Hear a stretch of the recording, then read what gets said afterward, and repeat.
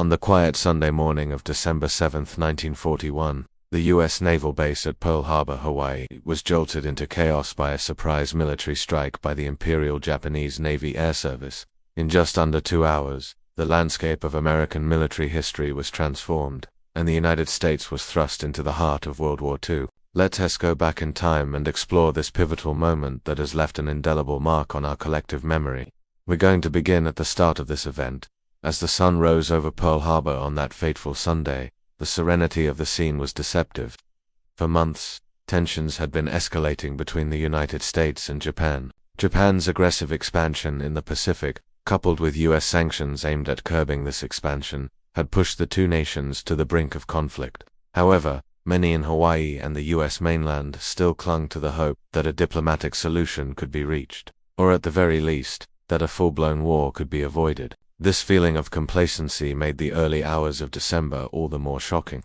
Just before 8 a.m., a wave of Japanese aircraft roared into view, unleashing hellfire upon the unsuspecting fleet. The attack was swift and brutal, part of a carefully coordinated plan designed to cripple the U.S. Pacific Fleet and clear the way for Japan's further expansion in Southeast Asia. The Japanese onslaught was executed in 2 waves. The first wave, comprising some 180 aircraft, struck at 7:55 a.m. This wave included bombers, torpedo planes, and fighters that descended upon the harbor in a coordinated blitz.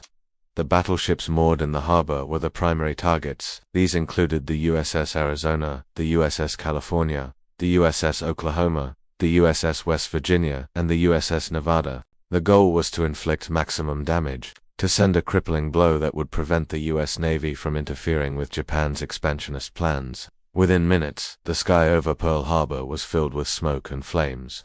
Battleships that had been symbols of American naval power were now burning wrecks. The USS Arizona, perhaps the most iconic victim, was struck by a bomb amidships, leading to a massive explosion that killed more than 1,000 sailors and Marines. But it wasn't just the battleships that bore the brunt of the attack. The Japanese also targeted airfields and other key infrastructure. This dual-pronged attack aimed not just to destroy the U.S. fleet, but also to neutralize any threat of immediate retaliation. By the time the attack ended around 9:55 a.m., the damage was catastrophic. Over 2,400 Americans had been killed, including 68 civilians. 8 battleships were either damaged or destroyed. Nearly 200 aircraft were destroyed, and more than 1,000 wounded. The USS Arizona, the USS California, the USS Oklahoma, the USS West Virginia, and the USS Nevada were all hit. Of these, the USS Arizona, the USS Oklahoma, and the USS West Virginia were sunk.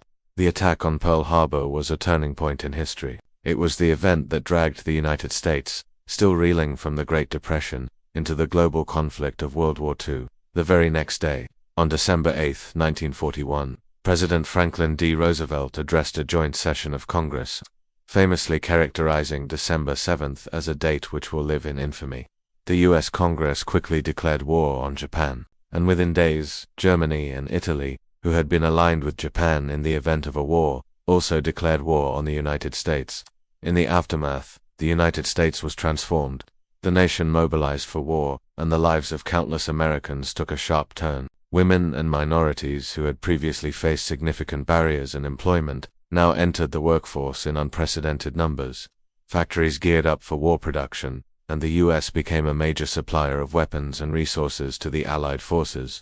Today, we remember the attack on Pearl Harbor not just as a military defeat, but as a defining moment in American history. The USS Arizona Memorial, built over the sunken battleship, stands as a solemn reminder of the nearly 1,200 souls who perished aboard. It's a place of remembrance, a tribute to the fallen, and a symbol of the resilience of the human spirit in the face of tragedy. Did you know that the Japanese actually never formally declared war before attacking? The declaration, which contained the ultimatum to the U.S. government, arrived in Washington just 40 minutes after the first Japanese planes arrived over Pearl Harbor.